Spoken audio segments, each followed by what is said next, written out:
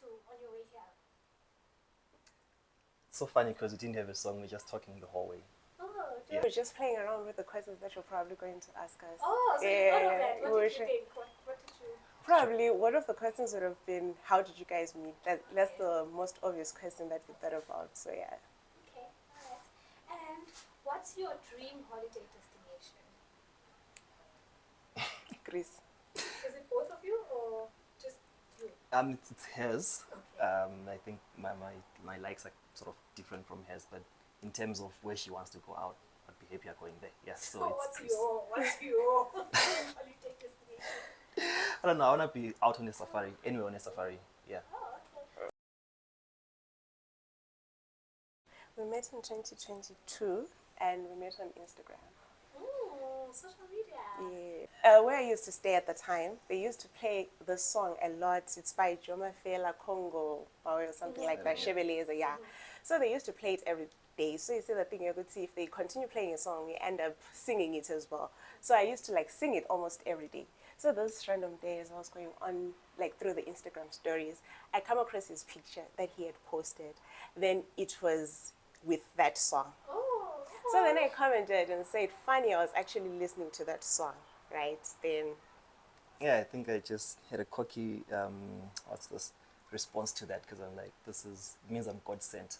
yeah, Right, then I 'cause- asked him, You guys said this in the comments. it Yeah. was To the a story. story, so it's the Posted a DMs story, already, so yeah. that's what the DMs. Yeah. So I asked him, Musi, what did God send you to do? So that's how the conversation started, and we talked and talked and talked. So then, because initially my intention wasn't to shoot my shot or anything, it was just no, I wasn't. It was just a conversation, right? So then it died down now because we didn't have anything else to talk about.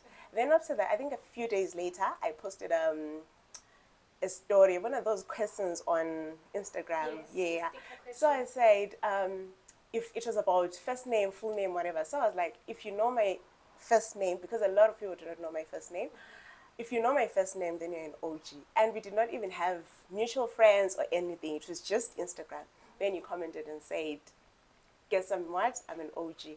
Then I was like, no way, because there's no way you're actually going to know my full name, right? Then So I took that as a challenge because to me I'm like, okay, fine. I'm going to know your name one way or another because I mean there should be people. Then I looked on the list, like the follow list. There are no mutuals, nothing, and which is funny because we're asking ourselves, how did you follow each other on Instagram? Because We don't have apparently we had mutuals. been following each other for some time, but we had never spoken. So from there, like to ask the OGs, then they're trying to look for a name. You know, you just put in a lot of filters, whatever, you know, hey, line of work, whatever.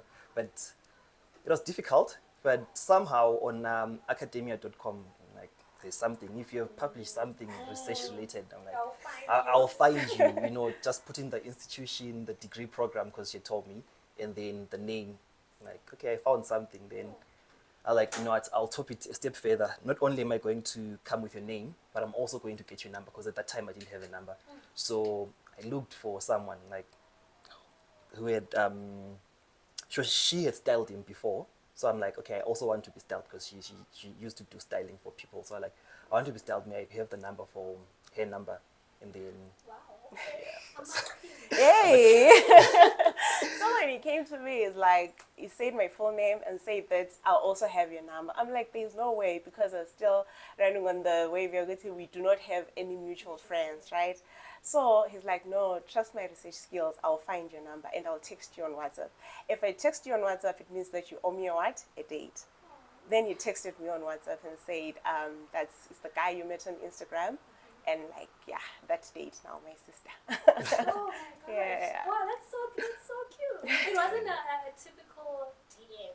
Yeah, Wow. it Normal wasn't. DMs, like you see the girl, she looks cute, and then you're like, hey, how are you? Yeah. It's like coincidental It type was of so, DM. the way that it happened was so unintentional because, I mean, you see a lot of things on Instagram. There are a lot of people like that you intentionally talk to, but with her it was, okay, she just commented on my story and then now, you know, let me just play along and then, yeah. So, yeah, it was nice. Then we went for that date. Yeah. So but then I feel like we spoke a bit on Instagram, because I think we were both not in Joburg at the time. So we spoke a bit on WhatsApp before the actual date. So I think we went on the date, I think maybe 2 weeks after Yeah, 2 starting weeks to or so. speak. Then I remember it was on a Saturday evening. Yeah, on the 31 October. Yeah, so also when we had spoken on the DMs, right, and he had said that he hadn't been to like a bowling, right? Yeah, bowling arcade. So I thought the first date would be what? Bowling. So I mean, I'm ready and I'm dressed for Bowling. and he's got other plans. So I mean, I'm ready for bowling. And then when we were going, I said, no man, this is the place, but we are passing, you know. Then I realized that, oh, he had actually planned a dinner. So now I'm dressed, yeah, but, and I was not happy with the way that I was looking at the time. So, okay, fine, we do the dinner thing. It was very nice, you know. It wasn't also a thing of he planned it, we're going to this specific place. So we decided on a place together. Then we went, sat and enjoyed because it was an experience. It was an Istanbul Turkish restaurant, right? So it was an experience for the both of us, right? So then we enjoyed that date, and the following day we went on another date, which was the bowling now. So now we were enjoying each other's company and stuff. So after that, and we're chilling and winding down, he says, let's go on a movie tomorrow. That was, so it's Saturday, we had a date. Sunday, we were on a date. Monday, we're going on another date. And I'm like, no, man. At that time, of course, the word love bombing wasn't popular. But in retrospect, I feel like probably, I'm like, no, let's chill a bit and see if I'm not being, you know, overwhelmed and all this thing. You want that excitement that comes with just doing things over and over again. So I just wanted to take a breather and then figure it out. So we went on that date on, it was a Wednesday. It was a Wednesday. Yeah. So it's still the same week, and we now have on date number 3. Yeah. So when we got to that date, we did a movie. Yeah, we did a movie. We watched a movie, and it was nice. The vibes were nice, and I'm like, oh, okay, this is actually very, very good. Then that was Wednesday, Thursday, Friday. We are still talking. Now we're not on my part. I'm like, oh, I miss him. Like, I want to spend time with him. And then I'm asking my friends, should I ask him on a date, or I'm now too forward or something? Should I not? You're the one that said, let's take it easy. You see now, am I too forward and stuff? And this other friend of mine was just like, go for it. You've got nothing to lose. Then I said to him, let's go on a date. Then we went to That was a farmer's market thing, yeah. So yes, we went to a farmer's market thing. That was, now it's a week and we're on date number 4, right? And I think from after that date, we started spending more time together, like a lot of time together. yes, you also missed out an important thing. So I think when we got into the dating phase, right, when we were just talking to each other a lot, I mean, we'd been together for, like, in each other's spaces for maybe 2 weeks, but we spent a lot of time together, so much that for someone that you'd have met for 2 weeks, she was already asking me, like, okay, can you be my date for this, you know, official thing? And I was like, but we're not yet official, but yeah, so she asked me, that was a +1 at a work thing. Yeah, imagine. So another thing, we were not dating, like, in a relationship at the time. We were still talking, so it was a talking stage. And I'm like, can you please come to me for our year-end event? And I don't even know what I was thinking, because I did not even know if this person was going to be there on the next year-end. So people would be like, Katima is that guy? MCC. Exactly. So I'm like, it was just impulsive. And I was like, let's go. And it's like, okay, fine, let's go. And that was so we met in October. End of October, yeah, beginning end of November. yes. So we spoke and we're talking. It was that talking stage phase for about 2 months. Yeah. I want to go back to the first dates. Yeah. Because you said it was a Turkish restaurant. Yeah. So it was an experience for both of you. How are you taking someone to a date, to a place that you also don't know? Like, weren't you afraid you're going to get there and the food is not right? Oh, Jay, it's a bad experience. I think more than anything else, the chats and the conversations that we'd had were already, like, so wholesome. Like, we were so into each other in the chat. So, like, if it doesn't work out, my guy, fine, we'll look for a quota somewhere or something just to eat chips and chicken somewhere. But it was something that I thought, you know what, just picking it from the conversation, we can try this out. We can, you know, try and eat from here. And it was a gamble, but it worked out, man. Like, it's, yeah, it's a gamble that worked out.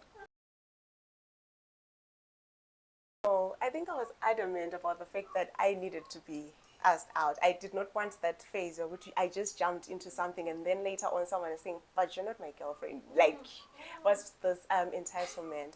So I needed him to be clear on that part. So obviously December, you go home and all those things. So when I was coming back, again, this is your part. Why am I doing all the talking? Yeah. So, okay, what happened is in December, not even December, I mean November, I knew that I wanted her. Right, I remember one time telling her that I loved her, and she looked at me like, "What do you mean you love me?" Yes, he told me he loves me before we even dated. Yeah. Like, yeah, but I need to say this because that's how I feel and that's how you're making me feel. So December, she went home and then I was around, and then when she was coming back, she came back early from her holiday. And like, okay, and then I picked her up from the airport, brought flowers and all that, and then went out and then we chilled.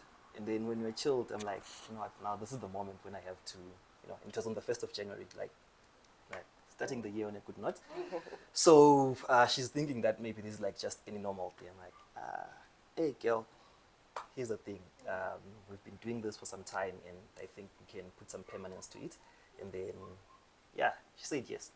Yeah, well, he also bought me shoes for like that. He bought me sneakers, right, for when he was proposing and everything. And he said, Uthi, he wants us to walk this journey together. Oh, so, cheesy. yeah. Oh So, and I've never heard that one. you see, because most people say that if you buy someone shoes, they'll walk away from them. Yes. Yeah, but then, I was like, let's walk together this journey. And clearly, we're still on that journey. And how did you feel when he said that? How Yeah, I was actually happy.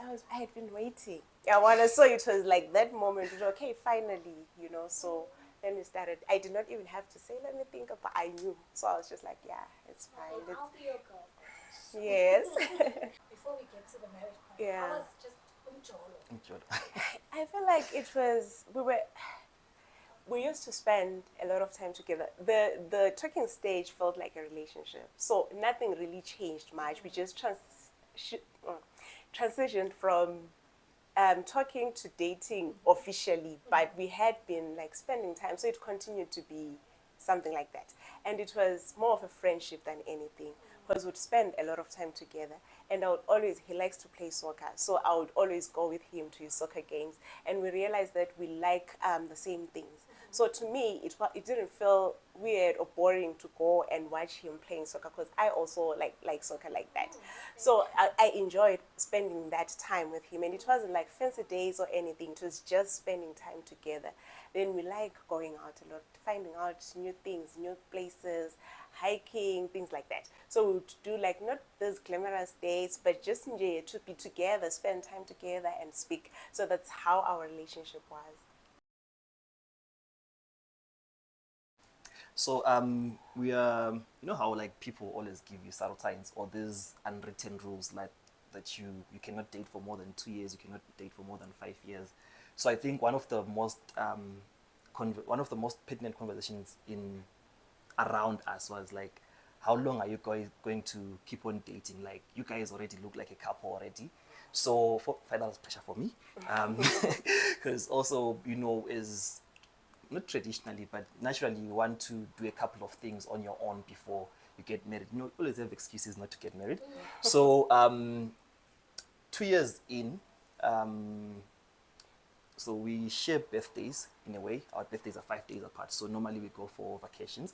So we're on a vacation, and she tells me now that she thought I was going to propose at that vacation. Like I told you, I think last week or something. Yeah, last week. So it was August 2024, and that time I'm like, okay, fine, we're going to marry each other, but I'm not telling you. So when we went for that vacation, she really thought I was going to propose, and that did not happen. How long were you dating at that time? A year and 8 months. Yeah. Okay. Yeah. So, she doesn't say anything, and then midnight, I don't know, and then we're speaking, and then later on around October, I'm like, funny, because I didn't propose, we had a conversation, right? It was, okay, I want to marry you. Like, I think the next stage of our lives requires us to be together officially, because we're always spending time together, and when parents are around, then you can't be with each other, you can't do things, that sort of thing. So Exactly, there are limitations. And as much as you like each other, but there are some boundaries that you still cannot cross unless things are made official. So it wasn't like a proposal of, will you marry me? Because I knew she was going to marry me. So it was more of a conversation that we had. And I'm like, okay, fine. I think we're ready to take this thing to the next stage. And then she's like, oh, okay, fine. And then I spoke to my family. I spoke to first to my brothers and then my dad. And, you know, they're like, okay, cool. This is what you want to do. And like, okay, sharp. And then she also spoke to her parents with, like, someone wants to come and do something. And then that was October, November. And then, yeah, got a date, man. December 26th. That's when we went to pay the Lobola. December 26th, Lobola was done. And then in April, the following year, which is 2025, then we did our wedding. Okay, I want to take it back a little bit. Sissy, you were expecting the proposal already. Hey. I want to understand. So I want you to just take us into what made you feel that way, and also was it because of any pressures, maybe of age or whatever? Like, what was happening in your head at that time? okay, like you said, we were spending a lot of time together, right? And also even the conversations, when we're having conversations, future plans and all that, I'm including him in my plans, he's including me in his plans. But you see, you can't make that much of a commitment with someone who's just your boyfriend. It's risky, you know. So I'm just like, it doesn't make sense for us to be making such big plans just as people who are dating. We need to have, like, in a way, officialize this so that even, you know, disappointments happen, right? But still you have that security net or something like that. Even the way we were interacting, and also I was very cagey around that time because he planned like some, for my birthday. I think we went away for his birthday, even though the trip is for the both of us, but on my birthday, he was planning something. So he was a bit cagey. And I'm like, what is he doing? Like, I don't understand what's happening. So I felt like, you know. And we went and came back and there was nothing. Like, what's going on? But then later on, we then had that conversation because I feel like we were both ready in a way. And yeah. Was there an official proposal? No, like kneeling down and all. Yes, the whole... No. I knelt down. Wait. On the Lobola day. Oh yeah. When I gave you the ring. No, wait. I think she was talking about before the Lobola. Yeah. So we didn't have like a proposal, surprise, whatever. We just had a conversation. This is what we want to do. Then we spoke to our parents about it. Yeah. I still went down on my knee on the Lobola Okay, day. yes, on the Lobola day. Just say it. Oh yes, sorry. So on the Lobola day, yes, that was the surprise part because obviously when now someone has come and paid Lobola in a way, it's just like, okay, fine. But that thing that I always had of wanting to have an engagement ring, I guess he like thought about that. So on the Lobola day, he actually came with, I did not know, he came with the ring and I had a whole speech written down and made me cry in front of people and stuff. So yeah, that's when he actually went down on one knee and gave me the engagement ring. So this was in front of your parents? Everyone, yeah, because we had that lunch thing, so people were there and... The funny thing is, so when we were planning for the wedding, because this was in April, we had planned for a hot day, right? So even the days leading to the wedding were really hot. So you are planning with the decor person, bring these gazebos, do this, the decoration, because it's going to be a hot day.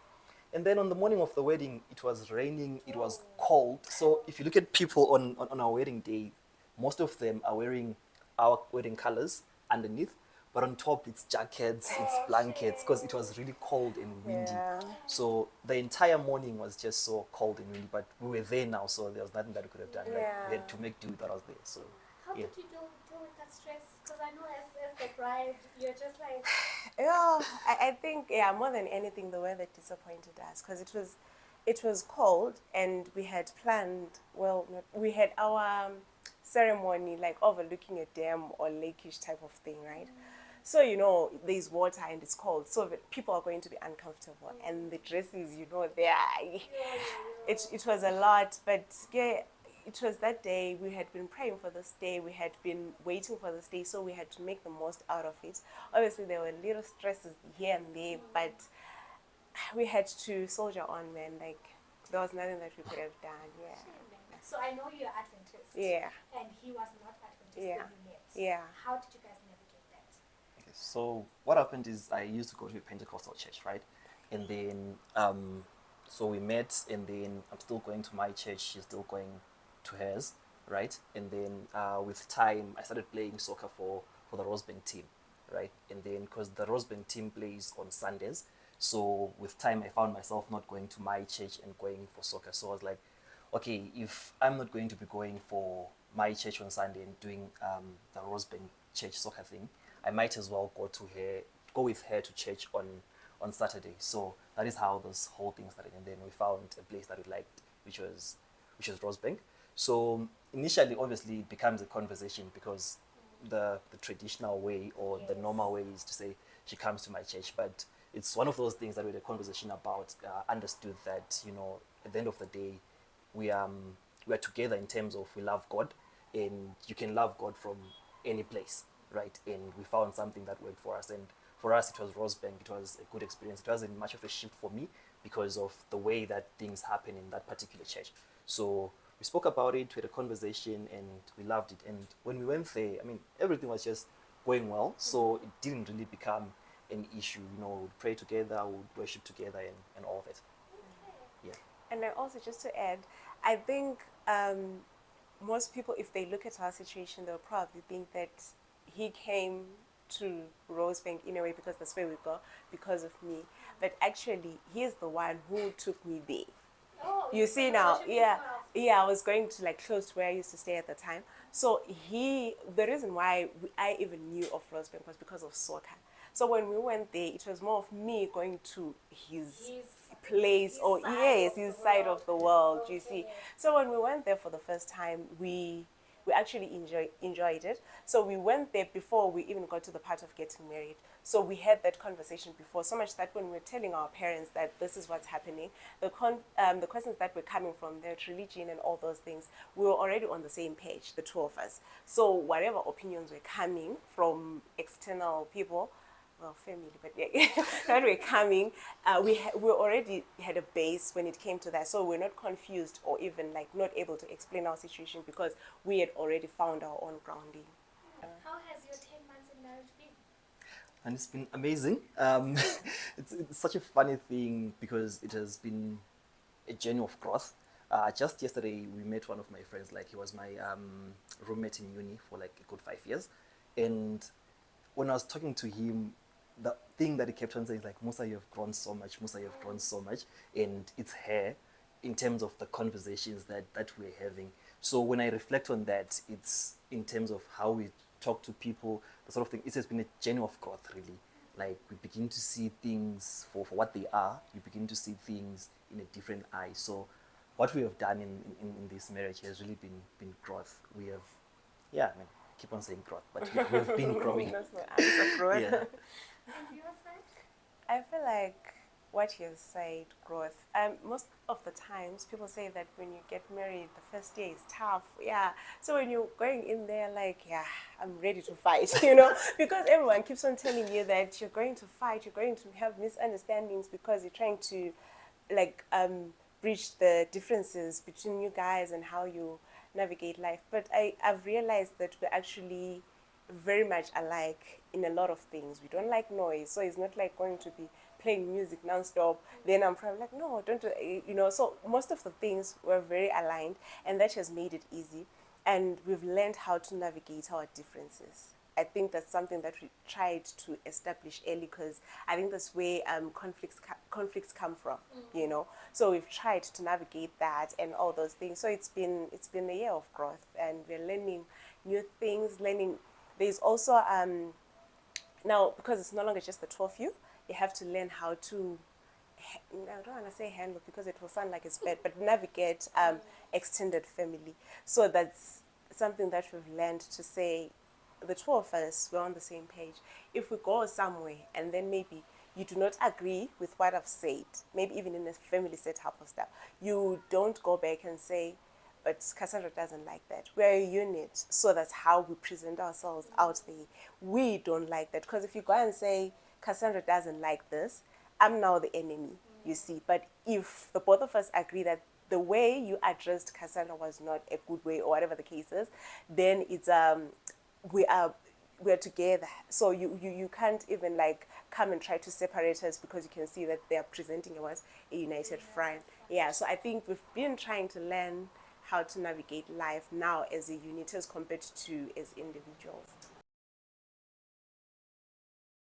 I think one of the things that happens when people move in together is trying to merge your schedules and merge your way of life. I'm a night person.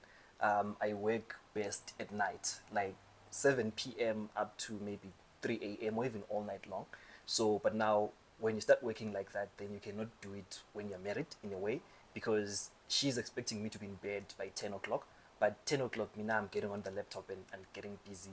And then in the morning again, you know, that sort of thing.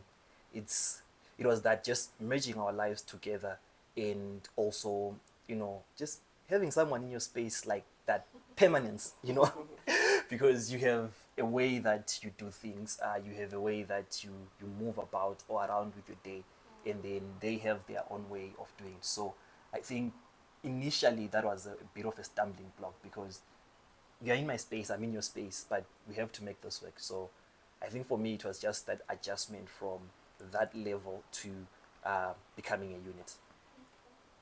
Do you share the same, or do you have a different? I think for me, like the entire relationship, not just the married part, it would have been the issue of religion. You know, if you're coming from an SDA background and all those things, that's something that is very difficult to navigate. But I look back and say, okay, I really wanted, like I was even telling him, there was a time that I went for this other concert and I saw people that were going with their partners there to your concert, and I'm like, I was very seeing it was dry in that period, but I was busy saying, so I wish that one day I would like have an opportunity to go with my husband and worship like this, right?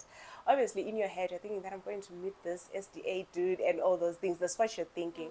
But sometimes God has a way of doing his things which are not traditional, because obviously at home probably they were looking at me and saying, my sister, what are you doing? But I feel like him coming into my life, even my faith in God has grown because of us being a unit, you know. The religion issue is very minor when it comes to, we've established that you need to have a common belief, but is your belief common? Because I feel like that's where we started from, you know. So from that, we managed to navigate that, and I felt like it was going to be a huge thing, but we are here, and I feel like if I were to look back, my faith and church and all those things, I'm at my strongest at this moment, and it's with him, you see. So I think that was something that was an issue for me, and yeah. Now, on a lighter note, what's one thing that you guys do together that you enjoy the most? I would say exercise. Yeah, though sometimes I'm not consistent, but like I do enjoy that. We walk a lot, yeah, so maybe in the morning or in the evening. And I've realized that we have a lot of conversations during those walks because there's nothing else to do but to talk. I remember in August, I actually challenged myself to say I want to walk, was it 160. 60, 30, something. 30? Yeah, it Somewhere. was a month. Yeah, so I was like 1 month to 30. So I wanted to walk 130 kilometers. He runs, I can't run. So I wanted to walk. So he came on that journey. It was my decision, but he came on that journey with me, and we did those 130 kilometers. Imagine you're walking every day to get to 130. How many conversations are you going to have? So like I think we had so many profound conversations during that time. So that's my favorite thing.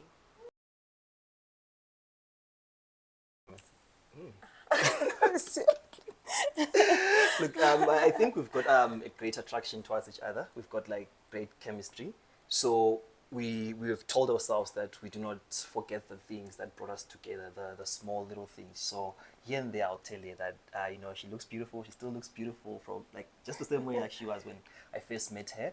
I buy her flowers. I mean, every time. So it's those little things, man. It's never about the big things. It's never about, would see, maybe you should be buying like huge gifts. I know she wants them.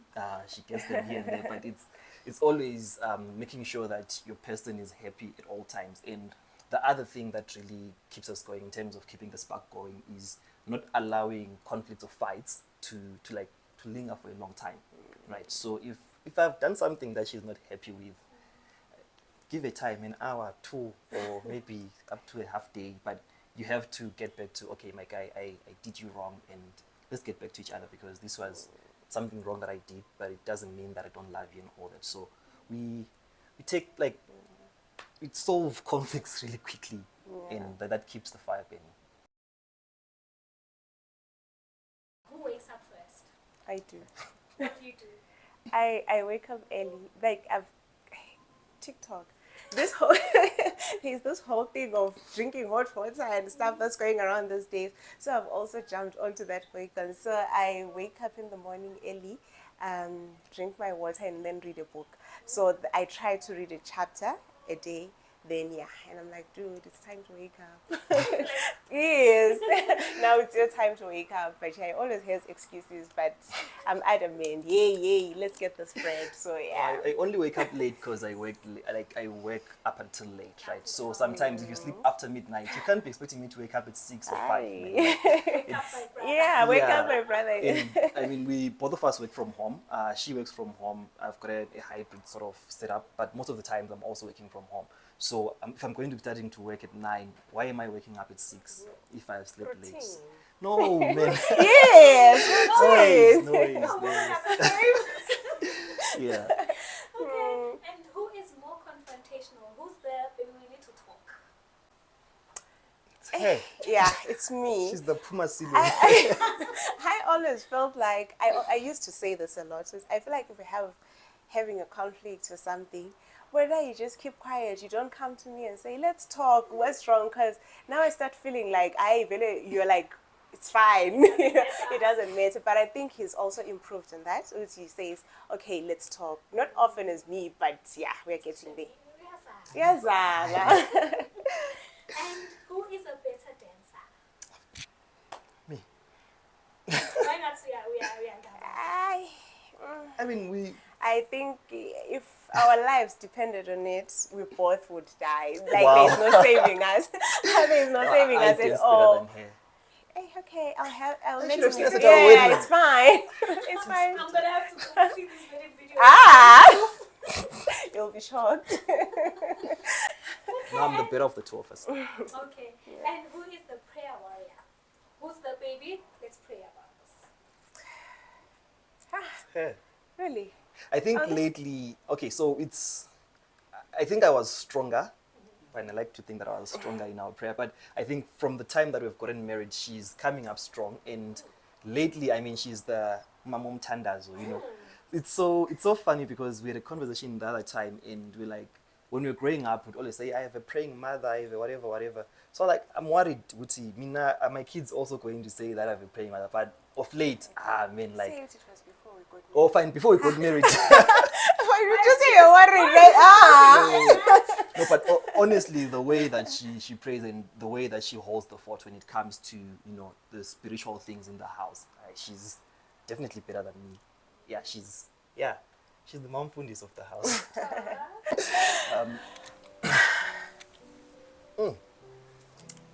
Yeah. I'm starting. I don't know. Baby, I'm so grateful I have you in my life. I always tell you this, that I'm here. Don't cry. Okay, yeah, I was supposed to say don't make me cry. Yeah. I think from the time I met you and from the time that I've spent with you, my life has really changed. I think there are a lot of things that I thought were, going off ramp, but having you in my life has really changed those things. So I'm happy you're in my life. I'm happy I have you, and I'm happy we're together. I love you. Okay. Yeah, I think you've also made me a better person. Like, you inspire me a lot, and I attribute my success as well to you because you're also my cheerleader and you believe in the things that I want to do. I always have an idea all the time. I was thinking, hear me out, like that's me all the time, and you always hear me out. So sometimes my outrageous thoughts, you listen to me, and yeah, I really appreciate that so much, and I love you. Oh, good. That's the tissue. Crying, I crying. don't know.